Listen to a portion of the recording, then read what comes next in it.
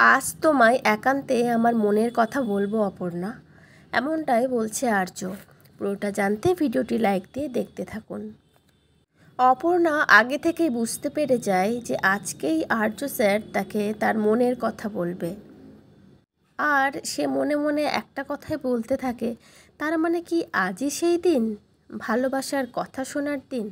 তবে কি আজ থেকে আমাদের জীবনটা একদম বদলে যাবে? এর মধ্যেই আর্য এসে অপর্ণাকে বলে যে গাড়িতে ওঠো।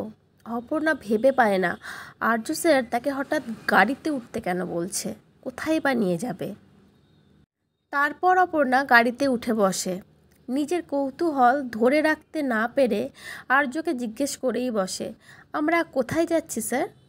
আর্য তখন গাড়ি চালাতে চালাতে অপর্ণার দিকে তাকিয়ে বলে, যেখানে কেউ নেই। এটা শুনেই অপর্ণা ভাবতে থাকে, আপনি একান্তে যেখানে কেউ নেই সেখানে নিয়ে গিয়ে নিজের মনের কথা আমাকে বলবেন স্যার? এই মনে করে অপর্ণা মুচকি মুচকি হাসতে থাকে।